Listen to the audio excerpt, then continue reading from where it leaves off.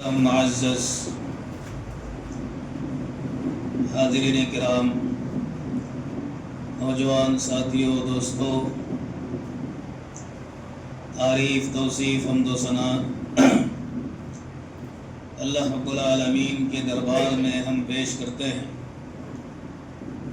درود و سلام ہو اس ہستی مقدس پر جن کا نامی اسم گرامی جناب محمد رسول اللہ صلی اللہ علیہ وسلم ہے۔ معزز حاضرین،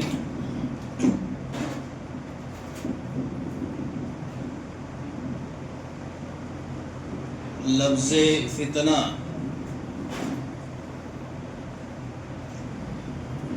قرآن کریم اور احادیث رسول کی روشنی میں اس کا معنی و مفہوم کیا ہے، انشاءاللہ بہت ہی مختصر انداز میں اس لفظ کی وضاحت کرنے کی انشاءاللہ کوشش کروں گا۔ اللہ کی ذات سے امید ہے کہ اللہ تعالی ہمیں قرآن کریم کو فہم سلف پر سمجھنے کی توفیق عطا فرمائے۔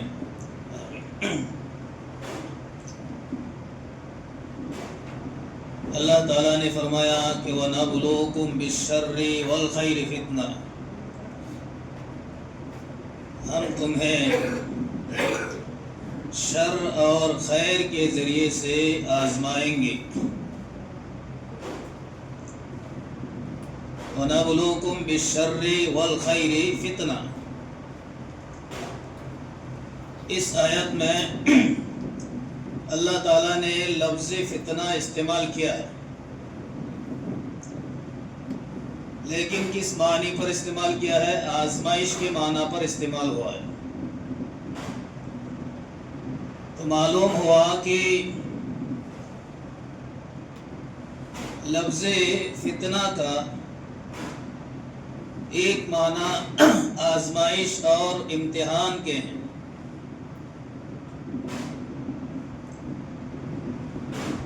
اور اس کے کئی معنی ہیں۔ ہر معنی برا نہیں ہے، کبھی کبھار اس کا معنی فساد و بگاڑ کے لیے بھی ہوتا ہے۔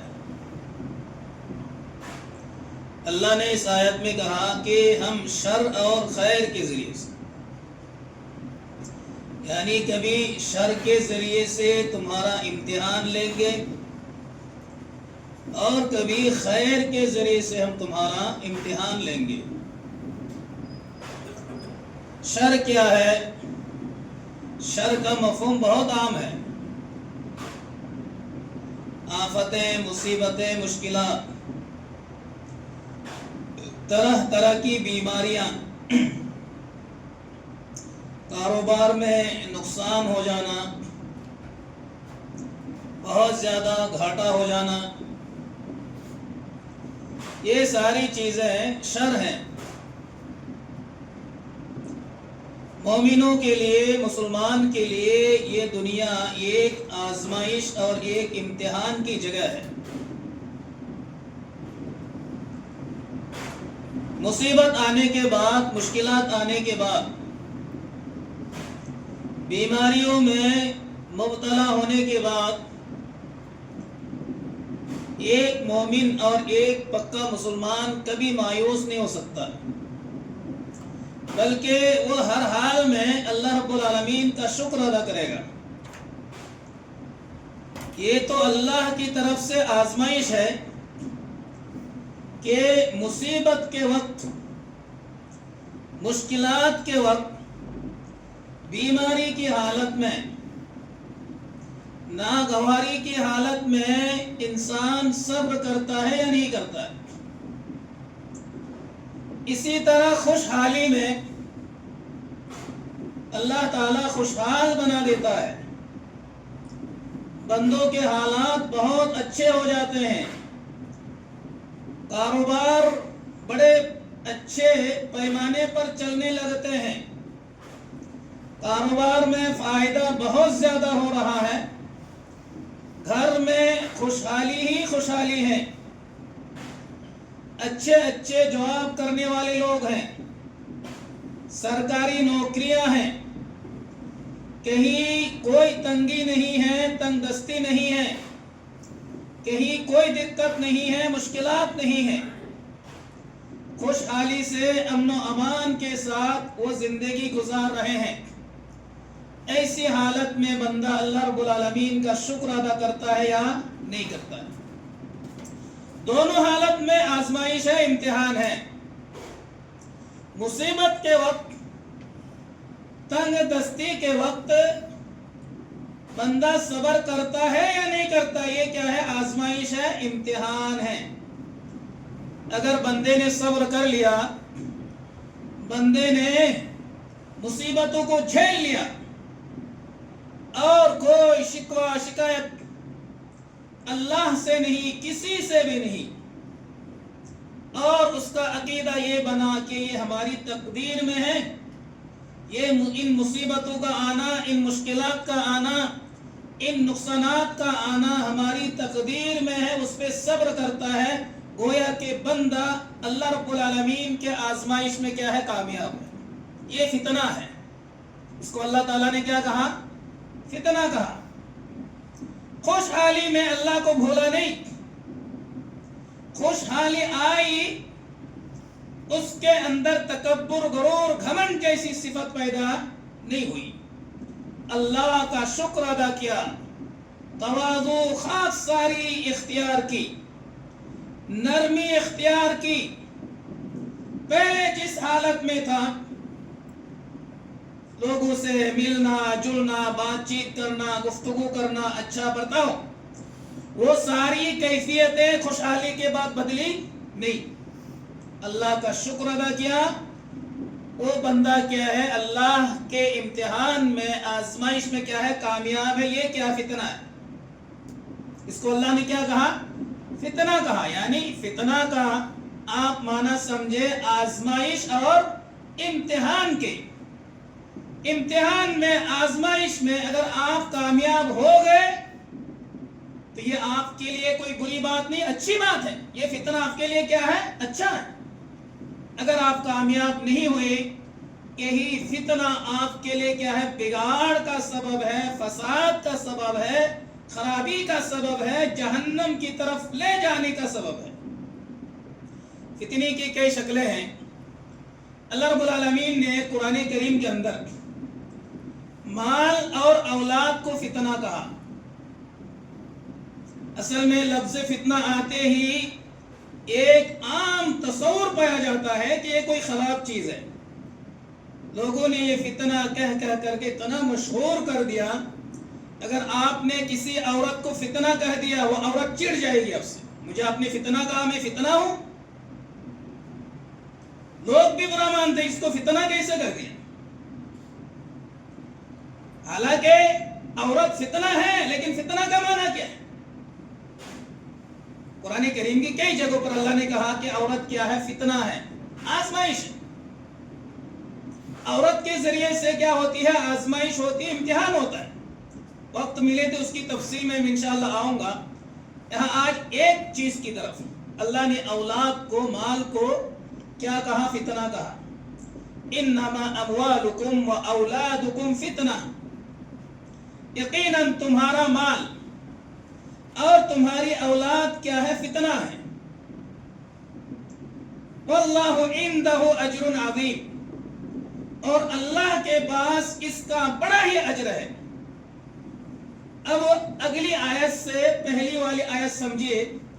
اگر فتنہ کوئی بری چیز ہوتی، اولاد اگر کوئی بری چیز ہوتی، مال اگر کوئی برا ہوتا، بری چیز ہوتی، تو اس کا اجر ہمیں کیسے ملے گا؟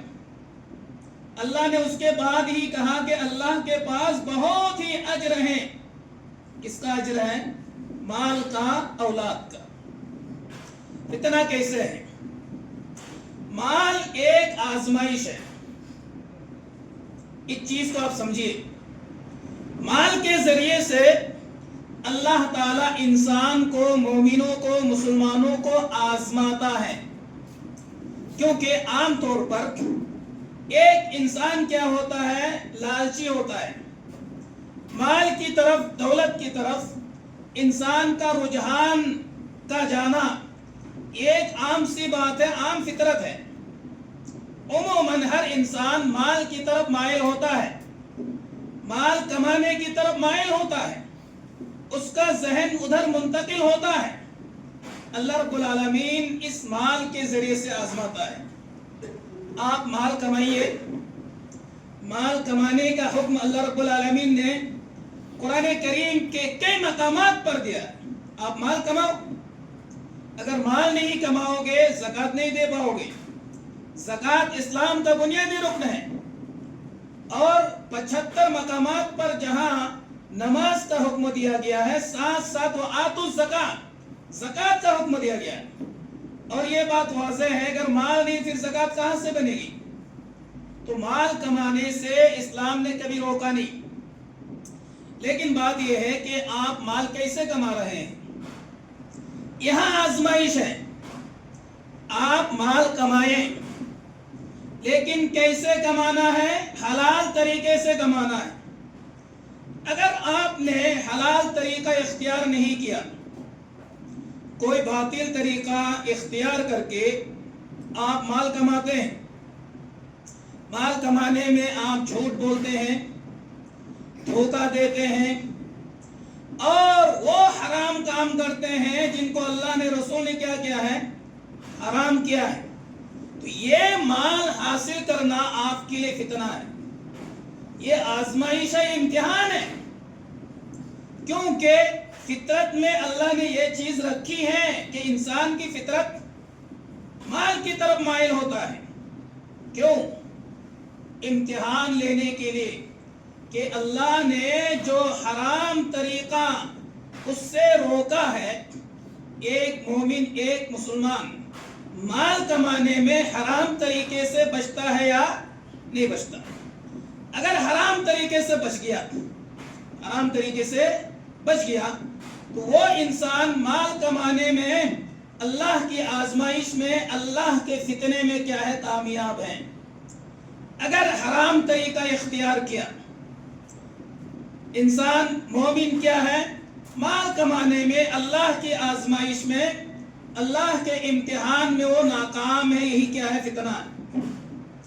اس کی مختلف صورتیں ہیں۔ آج دیکھیے، جہاں پر مال باطل طریقے سے، دھوکے سے، جھوٹ سے اور طرح طرح کی لایانی چیزوں سے ہم مال کو کماتے ہیں، وہی پر دوسرے کے مال بھی کیا کرتے ہیں؟ ہڑپ کرتے ہیں۔ ایک مثال میں آپ کو دیتا ہوں۔ آج کتنے ہیں، آج کتنے مسلمان ہیں جنہوں نے اپنی بہنوں کا حصہ دے دیا ہے؟ باپ مر گیا ہے، مال چھوڑ کر گیا ہے، اب یہ مال وارثین کے درمیان کیا ہوگا؟ تقسیم ہوگا۔ اب اس مال میں امتحان ہے، آزمائش ہے۔ یہ مال آپ کے لیے فتنہ بھی بن سکتا ہے، یہ مال آپ کے لیے رحمت بھی بن سکتا ہے۔ کتنے ہیں آج ایسے جب بہن کا جتنا حصہ ملنا چاہیے تھا، والد کے مال سے اتنا حصہ بھائیوں نے دے دیا ہو؟ آپ حساب لگائیے۔ آج معاشرے میں اس کو گناہ ہی سمجھا نہیں جاتا ہے۔ یہ کوئی گناہ نہیں ہے۔ عام طور پر بہنوں کا حصہ بھائی حضرات کھا جاتے ہیں اور اس کو کوئی گناہ تصور نہیں کرتے ہیں۔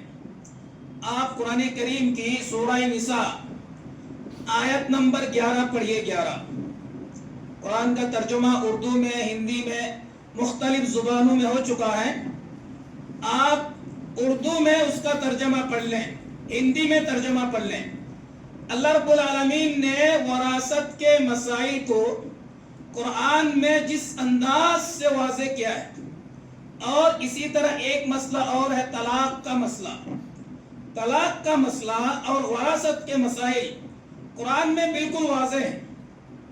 قرآن میں بالکل اللہ تعالیٰ نے کیا کر دیا ہے؟ واضح کر دیا ہے۔ دیگر اور مسائل ہیں، قرآن میں مجمل ہے، واضح نہیں ہے، उन मसाइल को समझने के लिए हमें हदीस रसूल की तरफ पलटना पड़ता है। लेकिन वरासत को अगर आप समझना चाहते हैं, वरासत आपको कुरान ही से समझ में आ जाएगा। वरासत आपको कुरान ही से समझ में आ जाएगा। सूरा निसा आयत नंबर 11, आप सिर्फ उसका तर्जुमा पढ़ लें। अल्लाह रब्बुल आलमीन ने कौन कौन वारिस बनेगा, सारी तफसील अल्लाह ने बयान कर दी। बहन का कितना हिस्सा है, बेटे का कितना हिस्सा है, माँ का कितना हिस्सा है, बाप का कितना हिस्सा है, ये सारा कुछ अल्लाह ने तकसीम कर दिया। आखिर में अल्लाह ताला ने क्या कहा? अल्लाह रब्बुल आलमीन ने कहा कि वमन यअसिल्लाह व रसूलहु व यतअद्दा हुदूदहु युदखिलहु नारन खालिदन फीहा। और कीजिए, लंबी आयत है। मेरी तबीयत भी थोड़ी ठीक नहीं है, पंखा भी चल रहा है तो दिक्कतें हो रही है, तो जरा बातों को थोड़ा समझिए कि अल्लाह ने सूरह निसा में आयत नंबर 11 में वरासत के सारे मसाइल बयान कर दिए। कौन कौन आपका वारिस बनेगा। आखिर में क्या कहा? वमन यअसिल्लाह व रसूलहु, और जो भी शख्स इस तकसीम से नाफरमानी करेगा, अल्लाह ने जो तकसीम कर दिया इससे जो भी नाफरमानी करेगा, वयतअद्दा हुदूदहु, और अल्लाह के हुदूद से तजावुज करेगा। अल्लाह ने जो तकसीम कर दिया है, जिसका जो माल है, जितना जो हक है, जो तकसीम अल्लाह ने कर दिया है, इससे जो तजावुज करेगा, जो भी इससे आगे बढ़ने की कोशिश करेगा, जो भी इसकी नाफरमानी करेगा, युदखिलहु नारन खालिदन फीहा, उसको अल्लाह ताला हमेशा हमेशा की जहन्नम के दाखिल कर देगा। हमेशा के लिए कहाँ दाखिल करेगा? जहन्नम में दाखिल करेगा। यहाँ हमेशा से मुराद क्या है? एक लंबी मुद्दत तक वो जहन्नम में पड़ा रहेगा। जहन्नम में आप जरा खुद ही गौर करें, कितने के हुकूक हमने खा लिया है। एक इंसान जब मर जाता है, मरने के बाद 4 तरह के रिश्तेदार कभी भी उसकी वरासत से महरूम नहीं होते। मरने के बाद उसके जो वालिदैन हैं, आज वालिदैन को हिस्सा कौन देता है? बेटा मर गया, बेटे के माल से वालिदैन हमेशा क्या बनेंगे? वारिस बनेंगे। किसी भी सूरत में आप उसको महरूम नहीं कर सकते। अल्लाह ने मुतय्यन कर दिया वालिदैन को कितना हिस्सा मिलेगा, बिल्कुल मुतय्यन कर दिया है। इसी तरह बीवी है, वालिदैन हो गए, फिर ज़ौजैन, बीवी है, शौहर मर गया, बीवी को हिस्सा मिलेगा, कोई महरूम नहीं कर सकता। इसी तरह अगर बीवी मर गई, बीवी मर गई, शौहर के माल से, यानी बीवी के माल से शौहर को हिस्सा मिलेगा। वालिदैन ज़ौजैन किसी भी सूरत में महरूम नहीं। इसी तरह एक है बेटी, बेटी, बेटी को किसी भी सूरत में कोई भी महरूम नहीं कर सकता। बेटे बाद में आते हैं, बेटी के बाद बेटे आते हैं। कई शक्ल ऐसी भी आती है कि कई हालतें ऐसी आती हैं बेटा महरूम हो जाता, बेटी महरूम नहीं होती। वालिदैन, इसको बहुत ही आसानी से याद रखिएगा। कोई मर गया तो हमें कितने रिश्तेदार सबसे पहले देखना है जो मर गया है उनके वालिदैन है या नहीं है। अगर वालिदैन है तो वो वारिस बनेंगे। जो मर गया है, अगर उनकी बीवी है या बीवी मर गई है, शौहर है, ये दोनों एक दूसरे के क्या बनेंगे? वारिस बनेंगे। मरने वाले की बेटी है, बेटी क्या बनेगी? वारिस बनेगी। बेटा है, बेटा क्या बनेगा? वारिस बनेगा। हाँ, बेटा के आने की सूरत में, मरने वाले का क्या है? बेटा है। जैसे ही बेटा आ जाता है, बेटे के आने के बाद बहुत सारे वारिसीन महरूम हो जाते हैं। जैसे सगा भाई है, भतीजा है, भांजा है, बहुत सारे और हैं। मरने वाले का अगर बेटा है तो ये सारे महरूम हो जाएंगे, ये वारिस नहीं बनेंगे। इनकी गैर मौजूदगी में अगर मरने वाले का वालिद नहीं है, वालदा नहीं है, बीवी नहीं है, शौहर नहीं है, बेटा नहीं है, बेटी नहीं है, तो ऐसी सूरत में भाई, भतीजे या दूर के रिश्तेदार आकर क्या बनते हैं? वारिस बनते हैं। और आमतौर पर ये रिश्तेदार होते हैं। मेरे भाइयों, आज जरा आप ठंडे दिमाग से सोचिए, हम में से कितनों ने बहनों का हिस्सा खा लिया? ये फितना है, ये आजमाइश है। ये माल क्या है? फितना है। हमने जो बहनों का माल खा लिया, देने का कोई तस्वुर ही नहीं है। और अगर कोई बोलता है तो उस पे चढ़ जाता है। तुम बोलते हो, बहुत परहेजगार बनते हो, मुत्तकी बनते हो। बहुत सारे मौलवियों को दौड़ाने लगे कि तुम ये बहनों के हिस्सों के पीछे क्यों पड़े? तुम्हें क्या पड़ा इतने बोलने की? आज हकीकत में देखा जाए, ये फितना हर जगह मौजूद है। पूरे हिंदुस्तान का आप दौरा करें, कहीं पर भी आपको ऐसा नहीं मिलेगा कि मुकम्मल तौर पर जिनका जो हक है वो दिया गया हो। खुसूसन बहनों के साथ बहुत ज्यादा नाइंसाफी होती है। हम हक नहीं देते हैं।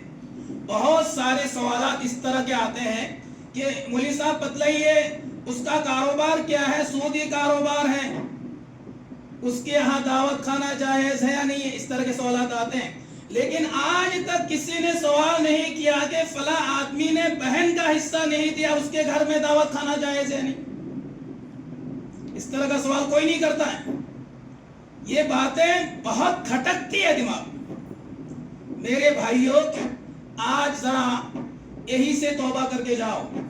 और अगर आपको मालूम नहीं था कि बहन का भी हिस्सा बनता है, बहन का भी हिस्सा बनता है, अगर आपको मालूम नहीं था तो आप मजबूर थे। लेकिन इस वक्त आप सुन रहे हो, जिस तरह आप अपने बाप की औलाद हो, उसी तरह आपकी बहनें भी आपकी बाप की क्या है? औलाद हैं। लेकिन सितम तो ये है कि अगर भाई क्या करते हैं? नाइंसाफी करते हैं। हमने ये भी देखा है, बाप होने की हैसियत से नाइंसाफ करता है। बाप है, औलाद बेटे भी हैं और बेटी भी है।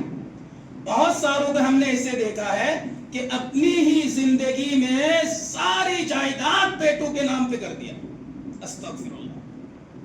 अपनी जिंदगी में सारी दौलत बेटों के नाम कर दिया। और वही बेटे मरने से पहले जब ये बूढ़ा हो गया, बिस्तर पर गिर गया, एक कप पानी तक देने के लिए औलाद तैयार नहीं। हमने अपनी आंखों से ऐसे मिसालें बहुत देखी है। बेटों के नाम पे सारी दौलत कर दी। जब वो आदमी कमजोर हो गया, बीमार हो गया, बिस्तर पर गिर गया, वही औलाद एक पानी तक बढ़ाने के लिए, देने के लिए तैयार नहीं। रो रहा है, गिड़गिड़ा रहा है। ये गलती क्यों किया आपने? मरने से पहले कोई विरासत नहीं बनती। याद रखना, औलाद अपनी जगह, मोहब्बत अपनी जगह। ये औलाद, ये मोहब्बत, ये माल, ये फितना है। मरने से पहले किसी के नाम आप जो है दौलत मुंतकिल ना करो। ये शरअन दुरुस्त नहीं है, जायज नहीं है। शरीयत ने जिस चीज पर पाबंदी लगाई है उसमें हिकमतें होती है, मसलहतें होती है, फवाइद होते हैं इंसानों के लिए। आपकी हिफाजत के लिए अल्लाह ने ऐसा कानून बनाया कि मरने से पहले आप माल तकसीम नहीं कर सकते। अगर आपने कर दिया, आप उसका शर, उसके नुकसानात और उसकी जो खराबियां हैं वो आप पर आएगी सबसे ज्यादा। ऐसा भी होता है कि बहुत सारे बाप ऐसे होते हैं कि एक बेटे को 2 करोड़ दे दिए, एक को कुछ नहीं दिया। एक के नाम पे बहुत जायदाद कर दिए, दूसरे तीसरे को कुछ नहीं किया। ये हराम है, हराम है। अगर आप किसी बेटे को हदिया दे तो हदिया अगर अपने माल से देते हैं, दूसरे के लिए नहीं, किनको, लेकिन अपनी औलाद के लिए हदिया के लिए शर्त है। اگر آپ اپنی اولاد کو ہدیہ دیتے ہو، آپ کے پاس جتنی اولاد ہیں تمام اولادوں پر برابر کا حصہ کرنا پڑے گا۔ اگر آپ نے کسی بیٹے کو 2 لاکھ ہدیہ دے دی، اگر آپ کے پاس اور بیٹے ہیں سب کو 2-2 لاکھ دینا پڑے گا۔ ہاں وہاں بیٹیاں ہیں، بیٹیوں کو بھی 2-2 لاکھ دینا پڑے گا اگر آپ نے ہدیہ دیا تو۔ ہاں کوئی بیٹا بہت کمزور ہے، غریب ہے، مصیبت میں ہے، بیمار میں ہے، ایسی صورت میں آپ مدد کرتے ہیں تو اچھی بات ہے، یہ مدد کے باب سے ہے۔ تعاونوا علی البر والتقوی، آپ نے ان کی مدد کی، اپنی جائیداد سے ان کا حق نہیں دیا، آپ نے کیا کی ہے؟ وہ مدد کی ہے، چونکہ وہ آپ کے رشتہ دار ہیں، پڑوسی ہے، جو بھی، ہر کسی ایک دوسرے کا کیا کرنا چاہیے؟ مدد کرنا چاہیے۔ وہ آپ کی کیا ہے؟ مدد ہے۔ تو والدین کی طرف سے بھی ناانصافی ہوتی ہے میرے بھائیوں، یہ فلسفہ سمجھ میں نہیں آتا۔ یہ ایک والد ہونے کی حیثیت سے اس طرح کا رویہ اولاد کے ساتھ کیسے کرتا ہے، وہ بھی بیٹیوں کے ساتھ؟ ہم نے جو دیکھا، ہمارا جو تجربہ ہے، بیٹوں کے مقابلے میں عام طور پر بیٹیاں زیادہ محبت کرتے والدین کے ساتھ، بیٹیاں زیادہ پیار کرتی ہیں، شفقت زیادہ ہوتی ہے۔ بیمار، اگر والد بیمار ہو گئے، والدہ بیمار ہو گئی، بیٹیاں بستر پر لگی رہتی ہیں، بیٹھی رہتی ہیں خدمات کرنے کے لیے، آنسو سب سے پہلے بیٹیوں کے نکالتی ہیں۔ ان کے مقابلے میں بیٹیوں میں زیادہ رحم، زیادہ شفقت، زیادہ محبت ہوتی ہے والدین کے لیے۔ لیکن یہی والدین پتہ نہیں عجیب فطرت ہے، ایک والد ہونے کی حیثیت سے بیٹوں کو آپ نے جنم دیا، بیٹیوں کو آپ ہی نے جنم دیا، یہ آپ کے خون کا ٹکڑے ہیں، وہ بھی آپ کے خون کے ٹکڑے ہیں، دونوں کے درمیان اس قدر ناانصافی کیوں ہے؟ یہ فتنہ ہے، یہ مال کیا ہے؟ یہ فتنہ ہے، یہ آزمائش ہے، یہ آزمائش ہے۔ اگر آپ نے ناانصافی کی اولاد کے ساتھ، آپ اس مال میں جو اللہ نے امتحان لینا چاہا، اس امتحان میں آپ کیا ہو گئے؟ ناکام ہو گئے۔ یہی فتنہ، یہی آزمائش فساد، بگاڑ اور جہنم کی طرف لے جانے کا سبب بن جائے گا۔ اسی طرح اللہ کے رسول صلی اللہ علیہ وسلم نے وصیت تک کرنے سے منع فرمایا۔ ان اللہ اعطى كل ذی حق حقہ فلا وصیۃ للوارث۔ اللہ تعالیٰ نے حق کو متعین کر دیا ہے۔ حق کیا کر دیا ہے؟ متعین کر دیا، جس کا جو حق ہے اللہ نے تقسیم کر دیا۔ اب جو ہے کسی بھی وارث کے لیے وصیت جائز نہیں ہے، یعنی آپ کا جو وارث بنے گا، بیٹا ہے، بیٹی ہے، والدین ہے، بیوی ہے، شوہر ہے، ان کے لیے آپ اپنی زندگی میں وصیت نہیں کر سکتے کہ فلاں بیٹے کو اتنا دے دینا، فلاں کو اتنا دے دینا، فلاں بیٹی کو وہاں سے حصہ دینا، اس کو یہاں سے حصہ نہ دینا۔ اس طرح کا وصیت شریعت میں کیا ہے؟ حرام ہے، حرام ہے، حرام ہے۔ یہ بھی عام ہے، مرنے سے پہلے وصیت کر جاتے ہیں، اس کو یہ دیتے، اس کو وہ دیتے، کہہ جاتے ہیں تو یہ لے لینا، تو وہ لے لینا، فلاں کو یہ دے دینا۔ یہ شرعاً درست نہیں ہے، یہ ناانصافی ہے، یہ فتنہ ہے، یہ آزمائش ہے۔ اللہ کے امتحان میں آپ ناکام ہو گئی، اس کو اللہ نے فتنہ کہا۔ اسی کو کیا کہا؟ فتنہ کہا۔ میرے بھائیوں، آج ہی جا کر اگر آپ کا کوئی میت مر چکا ہے، آپ نے ان سے مال لیا ہے، بیٹے ہونے کی حیثیت سے، بیٹی ہونے کی حیثیت سے، کسی اور ہونے کی حیثیت سے، آپ ذرا دیکھو کسی کے ساتھ کوئی ناانصافی تو نہیں ہوئی؟ اگر آج آپ نے توبہ کر لیا تو اللہ تعالیٰ کیا کرے گا؟ معاف کرے گا، لیکن ان کا حق، ان کا مال ان کو واپس کرنا پڑے گا۔ بہت سارے مسائل ایسے آتے ہیں کہ جو وارثین بننے تھے وہ وارثین بھی مر گئے، یعنی آپ نے بہن کا حصہ کھا لیا، اب وہ بہن دنیا میں نہیں ہے۔ ایسا بھی ہوتا ہے ان بہن کی جو اولاد ہے وہ بھی دنیا میں نہیں ہے، ایسا بھی ہوتا ہے، پھر بھی آپ کو دینا پڑے گا۔ اس بہن کی نام سے آپ مال تقسیم کرو جتنا ملتا ہے، اور وہ مال ان کے جو وارثین ہیں ان تمام طبقوں کو منتقل کرنا پڑے گا، لیکن آپ کسی کا مال نہیں کھا سکتے باطل طریقے سے۔ یہ آزمائش ہے، یہ فتنہ ہے، اس لیے اللہ رب العالمین کو مال کو کیا کہا ہے؟ فتنہ کہا ہے۔ ایسے ہی آپ دیکھیں موجودہ وقت میں مال فتنے کی ایک عجیب شکل ہے۔ جیسے ہم نوکریاں کرتے ہیں، ان مسائل پر علماء کرام کو فتویٰ دینا بھی بہت مشکل ہو جاتا ہے. جیسے بینک وغیرہ میں نوکری کرتے ہیں، بینک کی نوکری، ہندوستان میں کوئی ایسا بینک نہیں ہے جو سودی نظام پر قائم نہ ہو. اور عموماً جتنی کمپنیاں ہیں یہ ساری کمپنیاں بینک سے جڑی ہوئی ہیں. نظام کو سمجھیے، بینک کی نظام کیا ہوتا ہے؟ سودی ہوتا ہے. اور کمپنی کس سے جڑی ہوتی ہے؟ بینک سے جڑی ہوتی ہے. اب کتنے نوجوان ایسے ہیں جو کمپنیوں میں جاب کر رہے ہیں، بینک میں جاب کر رہے ہیں، ایسی فیکٹری میں، ایسے کارخانے میں، ایسے ادارے میں جاب کر رہے ہیں جہاں سودی کاروبار ہے، سودی نظام ہے. کہاں تک درست ہے؟ شرعاً جائز نہیں ہے. اللہ کے رسول صلی اللہ علیہ وسلم نے فرمایا سود لینا حرام ہے، سود دینا حرام ہے، سود کی گواہی دینا کیا ہے؟ حرام ہے. سود کو لکھنا بھی کیا ہے؟ حرام ہے. سود کی مدد کرنا بھی کیا ہے؟ حرام ہے. اس آپ دیکھیں، وَتَعَاوَنُوا عَلَى الْإِثْمِ وَالْعُدْوَانِ کی شکل میں آپ کسی برائی کو آگے بڑھانے کی مدد کر رہے ہیں. آپ کی اس نوکری کی وجہ سے، اس عمل کی وجہ سے، اس کام کی وجہ سے کمپنی کو فروغ مل رہا ہے، ترقی مل رہی ہے، سودی کاروبار کو ترقی مل رہی ہے، سودی نظام کو ترقی مل رہی ہے. اب ایسے حالات میں بہت سارے نوجوان کیا ہو جائیں گے؟ بے روزگار ہو جاتے ہیں. جیسے ہی حرام کا فتویٰ آ جاتا ہے بہت سارے نوجوان کیا ہو جاتے ہیں؟ بے روزگار. بہت مشکل وقت.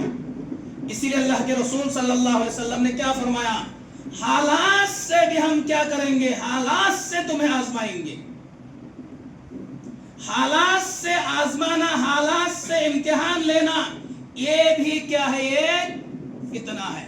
ایسی بری حالت میں جہاں پر پوری دنیا میں سودی نظام ہے، اس نظام سے اگر کوئی نوجوان بچ جاتا ہے، ایسی نوکری نہیں کرتا ہے، اللہ کے آزمائش میں وہ نوجوان کیا ہے؟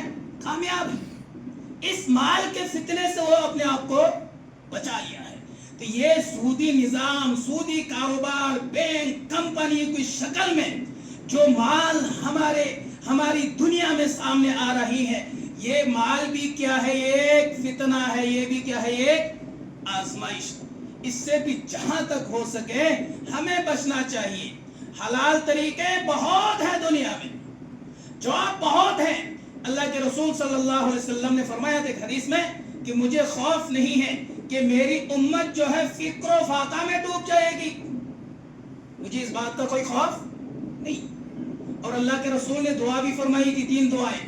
ان میں سے ایک دعا یہ تھی کہ اے اللہ میری امت کو قحط سالی سے برباد و ہلاک مت کرنا. اللہ رب العالمین نے اس دعا کو قبول فرما لیا تھا. آج آپ دیکھیں، جب سے اسلامی حکومت بنی، مدینے میں جب سے اسلامی حکومت بنی، آج تک مسلمانوں کے اجتماعی اقتصادی حالت کمزور نہیں ہے، مضبوط ہے، کمزور نہیں ہے. کیوں؟ یہ اللہ کی رسول کی دعا کی برکت ہے. اللہ کے رسول کو معلوم ہے کہ میری امت قحط سالی سے، مالی پسماندگی سے میری امت کی موت نہیں ہوگی. آج آپ مثال کے طور پر سعودی عرب کو دیکھ لیں، جہاں پر کوئی سودی نظام نہیں ہے، سودی کاروبار نہیں ہے، کیا وہاں کے لوگ خوشحال نہیں ہیں؟ خوشحال نہیں ہیں. سعودی کے زکات سے پوری دنیا کی غربت دور ہوتی ہے. وہاں کوئی سودی نظام نہیں ہے، سودی کاروبار نہیں ہے، ایسی کمپنی نہیں ہے جس کا تعلق سودی نظام سے ہو. وہاں مال کی برکت کیسے ہو رہی ہے؟ وہ مال کما رہے کہ نہیں کما رہے ہیں؟ وہاں کے لوگ جاب کر رہے کہ نہیں کر رہے ہیں؟ اتنی دولت ہے، اتنی دولت ہے، اتنے کھاتے ہیں، اتنے پیتے ہیں، اتنا عیش کرتے ہیں، اتنا آرام ہے، اتنی راحت ہے. دنیا میں کہیں پر بھی مسلمانوں کی اتنی راحت نہیں. کیوں؟ یہ توحید کی دولت ہے، سنت کی دولت ہے، اسلامی نظام پر عمل کرنے کا نتیجہ ہے. وہاں جہاں مال کی فراوانی ہے وہاں ذہنی سکون کی فراوانی ہے، قلبی سکون ہے، دماغی سکون ہے.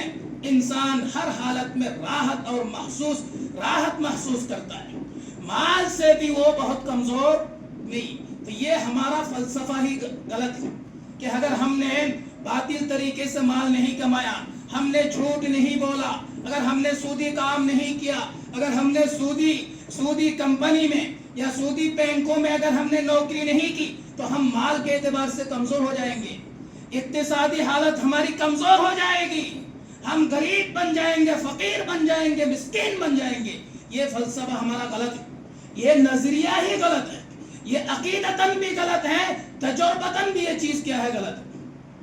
آج آپ خود دیکھ رہے بہت سارے مسلمان ہر طرح کے حرام کمائی سے دور ہیں، اللہ نے ان کو بے پناہ دولت سے نوازا، بے پناہ ان کے پاس دولت ہے۔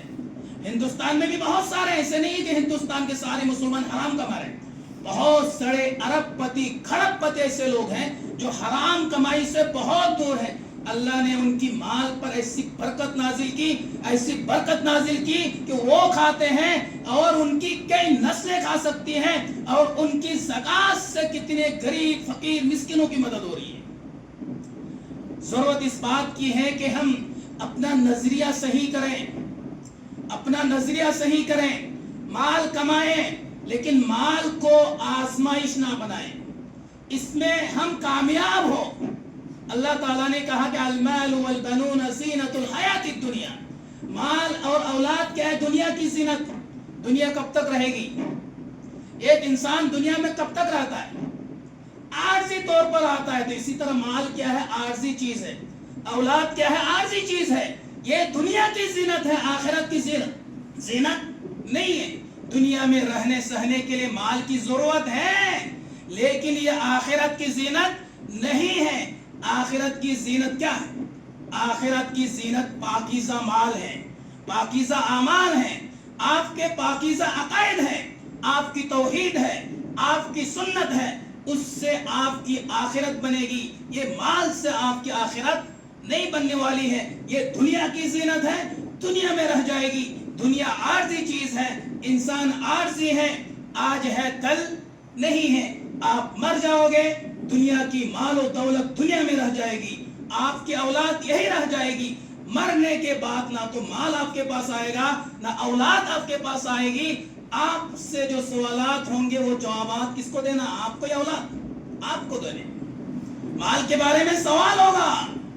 جس کے پاس مال نہیں وہ تو کہے گا میرے پاس مال نہیں تھا، اور جس کے پاس مال ہے اس سے تو مال کے بارے میں پوچھ تاچھ کیا جائے گا، کہاں سے کمایا، کیسے کمایا، کہاں خرچ کیا، حلال طریقے سے کمایا، حرام طریقے سے کمایا، کہاں پر خرچ کیا۔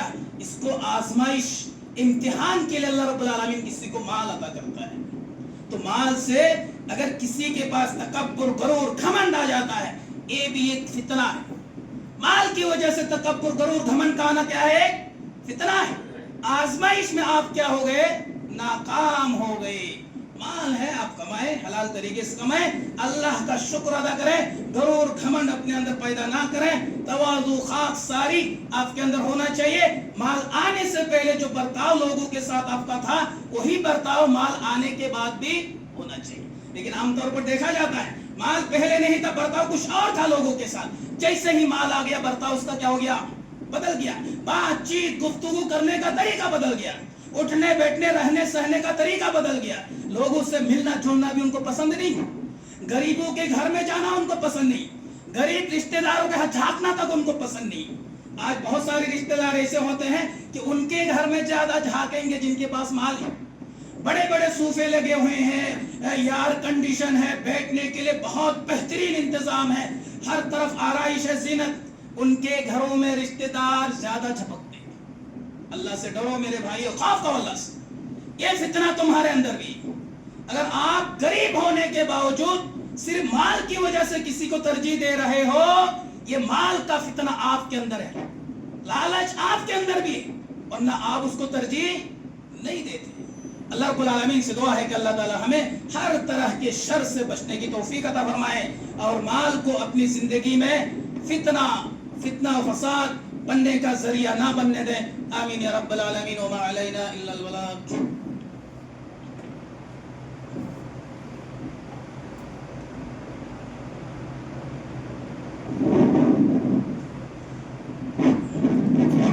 الحمد لله نحمده ونستعينه ونستغفره ونؤمن به ونعوذ بالله من شرور أنفسنا ومن سيئات أعمالنا من